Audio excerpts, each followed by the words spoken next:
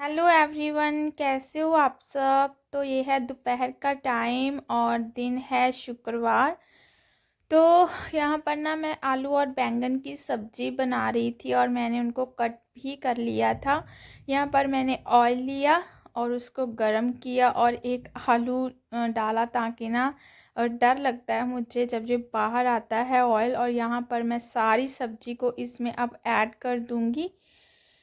वैसे ना मुझे बैंगन बिना आलू के अच्छे लगते हैं, बट पता नहीं कैसे दिमाग में आ गया कि चलो आलू भी ऐड कर देती हूँ। कभी कभी होता है ना, बच्चे नहीं खाते तो वो आलू आलू निकाल कर खा लेंगे, तो इसीलिए तो यहाँ पर मैं सभी को अच्छे से कर दूँगी। इसको ना मैंने एक दो बार अच्छे से वॉश किया क्योंकि आलू पर बहुत मिट्टी लगी हुई थी, इस वजह से। तो अब मैं इसको मिक्स करके फिर जो इस पर मसाले गिरेंगे वो मैं कर दूंगी ऐड। तो पहले तो मैं भूनूंगी 1-2 मिनट के लिए, ताकि ना फिर बहुत अच्छी सब्जी बनती है। अगर ना लहसुन प्याज मैंने इसमें आपने देखा मैंने कुछ भी ऐड नहीं किया क्योंकि मुझे बहुत जल्दी हो रही थी, मुझे बहुत भूख लगी हुई थी। तो ना मैंने लहसुन, ना प्याज, ना अदरक, ना हरी मिर्च तक भी नहीं डाली है। और ये सब्ज़ी ऐसे ही बहुत टेस्टी बन जाती है क्योंकि बैंगन का ना अपना भी एक टेस्ट होता है जो बहुत करारी सी बनती है, मुझे लगता है। वैसे ये ना खाते नहीं थे आलू बैंगन की सब्ज़ी, लेकिन आजकल इन्होंने भी खानी स्टार्ट कर दी है। और यहाँ पर मैं बस इसको 1-2 मिनट तक भून लूँगी अच्छे से। फिर मैं बस, पता नहीं एक चीज़ नहीं मुझे समझ आती कि ना बैंगन का जो कलर है वो पता नहीं क्यों चेंज हो जाता है। वैसे इसका कलर बहुत प्यारा होता है, जामुनी जामुनी सा, है ना। तो खैर कलर कोई सा भी हो, लेकिन टेस्ट अच्छा होना चाहिए। और अब मैं इसमें कर दूंगी मसालों को ऐड। सबसे पहले जाएगी इसमें रेड चिली पाउडर, हल्दी पाउडर, फिर जीरा पाउडर भी मैंने ऐड किया था, नमक खासकर, जिसके बिना तो सब्जी का टेस्ट ही नहीं आता है। तो मैंने ना इसमें आमचूर पाउडर भी ऐड किया था, जीरा पाउडर भी मैंने ऐड किया था। बस इससे ही हमारी सब्जी है वो बहुत अच्छी बन जाती है। और जिसके पास आमचूर पाउडर नहीं होता है कोई बात नहीं, सब्जी ऐसे भी अच्छी लगती है। वैसे मेरी आदत बन गई है क्योंकि ना जब भी मैं कोई सूखी सब्जी बनाती हूँ, चाहे वो भिंडी हो कोई भी हो, मैं आमचूर पाउडर मेरे पास रहता है क्योंकि मुझे उसकी आदत है खाने की, क्योंकि खट्टा खट्टा होता है ना, इसलिए। तो फिर मैं ना वो रखती हूँ अपने पास और मैं इसीलिए ऐड कर रही हूँ। और यहाँ पर मैं आपको दिखा रही थी कि बस मैं आमचूर पाउडर इसमें डाल रही हूँ और इसलिए भी ये टेस्ट बहुत अच्छा हो जाता है, खट्टा खट्टा सा बनाने लगता है इसमें। तो इसके बाद मैं इसको चला दूंगी क्योंकि इसमें एक बूंद भी पानी नहीं गिरेगा। सूखी सब्जी मैं जब भी बनाती हूँ, चाहे मिक्स वेज हो, मैं एक बूंद भी पानी नहीं डालती हूँ, फिर ना वो बात नहीं बनती है। तो कभी कभी डालना पड़ता है, जैसे सब्जी ज़्यादा हार्ड हो रही है, जा मतलब गोभी बहुत ज़्यादा हार्ड है, इसलिए। तो अब मैं इसको ढक दूंगी। हेलो एवरीवन, कैसे हो आप सब। तो सुबह के 4:30 हो गए हैं। ये देखिए पूरा अंधेरा ही अंधेरा है। और बस अभी मैं नहाने जा रही हूँ।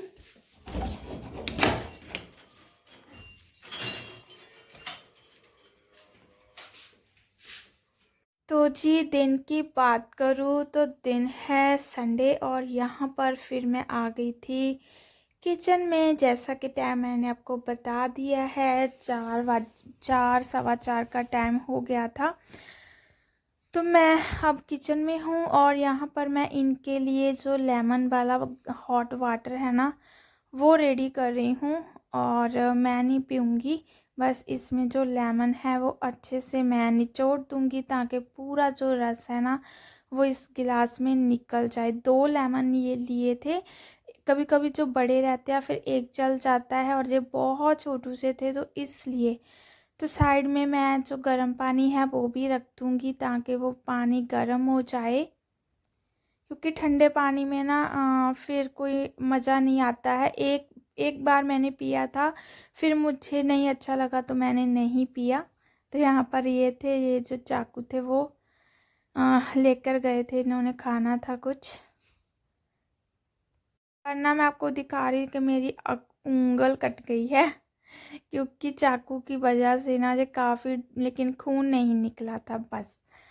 तो खैर ये सब होता रहता है किचन के कामों में। तो जी अब मैं इसमें गरम गरम पानी कर दूंगी फिर ऐड, और इनको देकर आऊँगी। उसके बाद मुझे नहाने जाना है। 5:30 बजे तक हमें रेडी होकर घर से निकल जाना है और मैं लेट नहीं होना चाहती। तो अब मैं इनको देकर आऊँगी गरम पानी। हेलो एवरीवन, कैसे हो आप सब। तो वेरी गुड मॉर्निंग। सुबह के 5:30 हो गए हैं और 4 बजे मैं उठ गई थी और नहा धोकर रेडी हो गई हूँ। तो पहले मैं कॉटन का सूट डालने वाली थी, लेकिन बहुत ठंड है, बहुत ठंड है। तो फिर मैंने अपना ये वाला सूट डाल लिया है। तो मुझे लगा चलो जो ब्लॉग है वो स्टार्ट करते हैं और चलते हैं। कहाँ जा रहे हैं वो मैं आपको रास्ते में बता दूँगी। तो ये बस बाहर मेरा वेट कर रहे हैं, तो चलते हैं और आप लोगों को भी लेकर चलते हैं साथ। बच्चे सोए हुए हैं, मैंने उनको रात के टाइम ही बोल दिया था कि बेटा हमें जाना पड़ेगा सुबह। तो मैंने उनके लिए दाल रात ही बना कर रख दी थी और बस खाना उनका, रोटी तो मेरी बेटी खुद भी बना लेगी।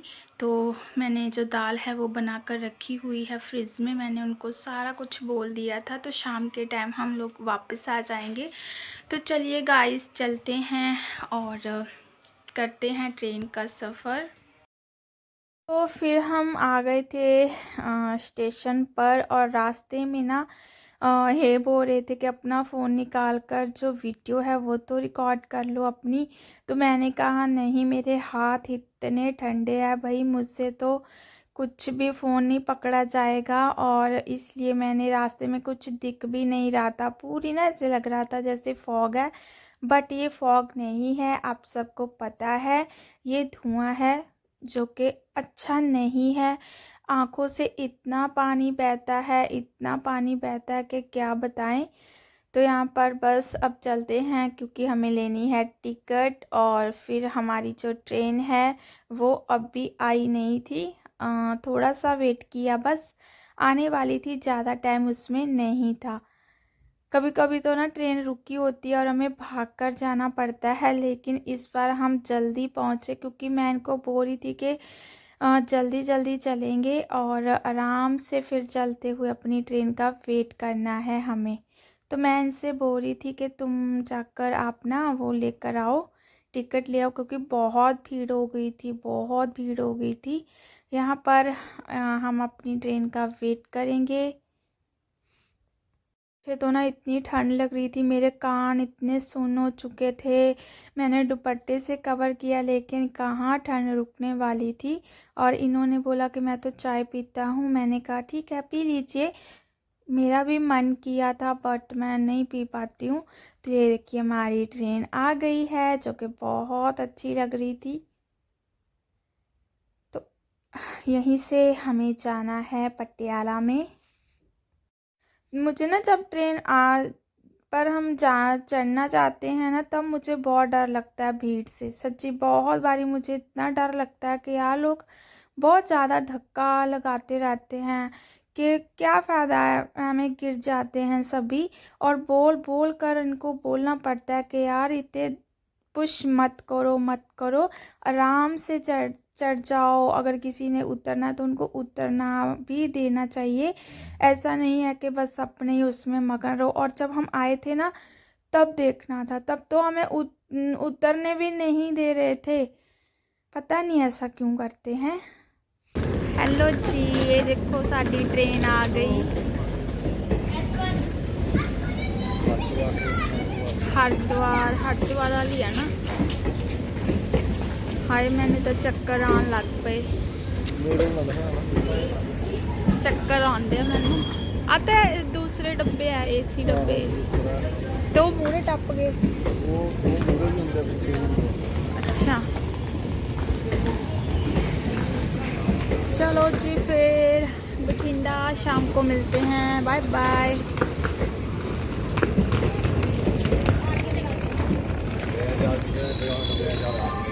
मेरे तो ना चाह पीने ची कभी आता सी पर मलाई आती थी।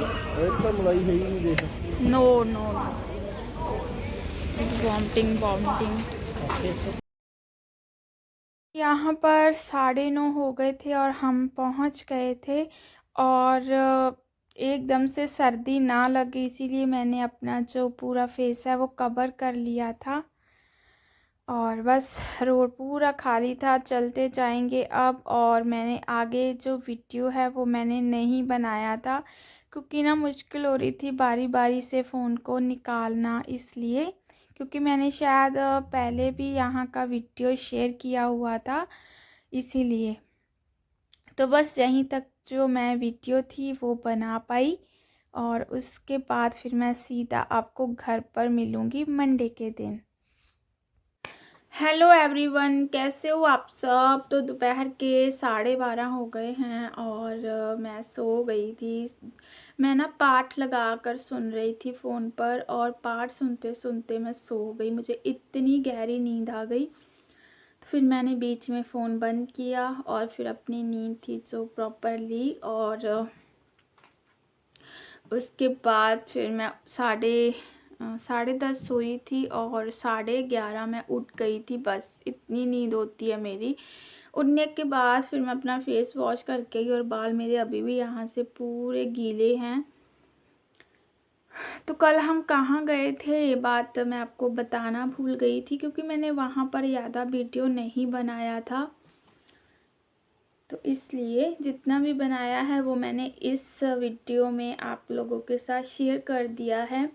कल हम लोग पटियाला में थे क्योंकि हमें ज़रूरी काम था, पर्सनली काम था, हमें जाना था। पहले हम किस दिन डिसाइड कर रहे थे, फिर हमें लगा कि चलो संडे को चलते हैं, तो इसलिए तो कल सुबह क्या हुआ, इतनी ठंड थी यार। घर से निकले और इतनी ठंड थी रोड पर तो ना और भी ज़्यादा लगी। हमें अंदाज़ा नहीं था कि इतनी ठंड होगी, बट बहुत ठंड थी, बहुत ठंड थी।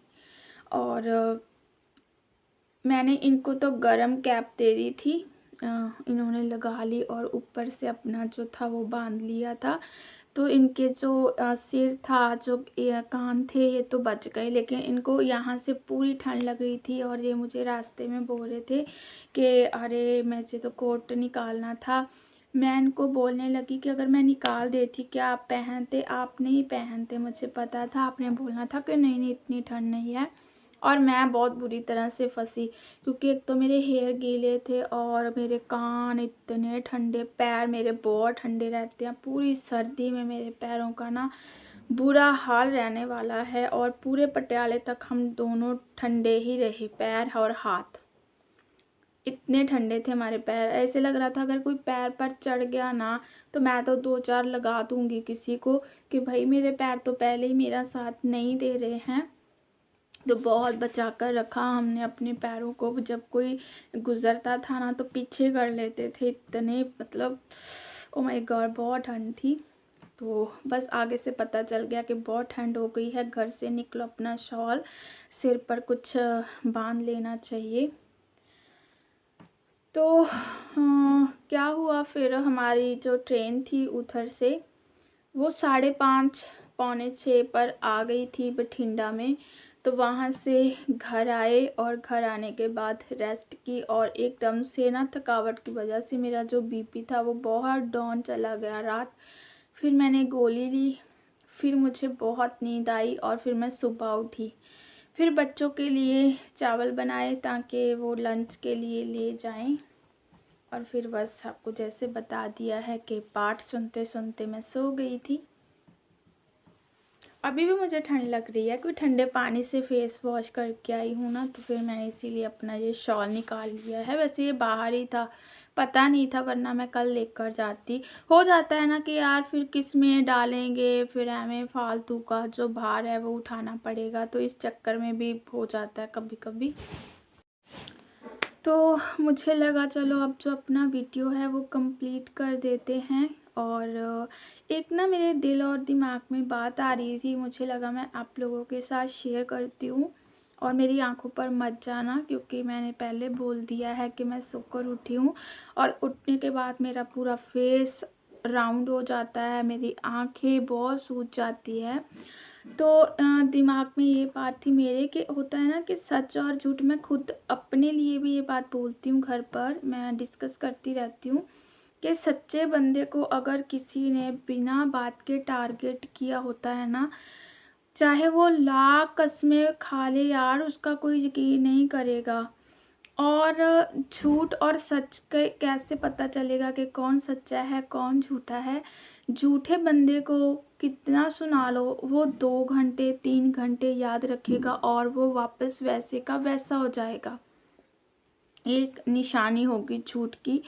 और जब हम किसी सच्चे बंदे को टारगेट करते हैं, उसकी 1% भी, मैं अपने ऊपर ये बात करती हूँ कि 1% भी यहाँ पर मेरी गलती नहीं होती है ना, और मुझे बिना बात के इतना कुछ सुनाया जाता है, मैं कभी भी नहीं भूलती हूँ। ये एक निशानी होती है एक सच्चे बंदे की और एक झूठे की। ठीक है, झूठे को बोल दो वो 2 घंटे 3 घंटे बाद अगर आप उसको बुलाओगे ना, तो वो मुझे पता है नॉर्मल बात करेगा, क्योंकि उसको पता होता है कि मुझे एक सच्चा इंसान कभी नहीं भूलेगा, क्योंकि उसको पता है कि मेरी 1% भी गलती नहीं है, फिर भी मुझे ही बोला जाता है, तो वो भूलेगा। उसका गुस्सा दिन ब दिन बढ़ता जाएगा। एक सच की निशानी होगी। झूठ को कितना बोलो, क्योंकि उसको पता होता है कि मैंने ये बात बोली है, उसको गुस्सा नहीं आता है।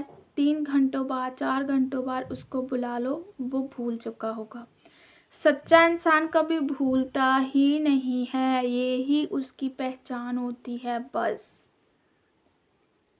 मैं अपनी बात कर रही हूँ, मैं दूसरों को नहीं जानती हूँ। कई बार तो झूठे भी इतनी अकड़ दिखाते रहते हैं ना कि समझ में नहीं आता कि यार अब क्या करें। बस भगवान को पता होना चाहिए, अपने आप को पता होना चाहिए कि ये जो बातें, जिस बातों के आप पर आरोप लगे हैं, वो बातें हुई ही नहीं है। बस हम किसी को सर्टिफिकेट देने के लिए कोई नहीं बैठा है कि ना।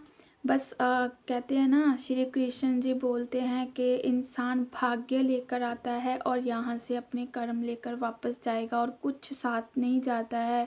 ना यहाँ पर पैसा साथ जाने वाला है, ना किसी का वैसे शरीर जाने वाला है, ना किसी का घमंड, ना आकड़, ना अहंकार, ना कुछ नहीं जाएगा।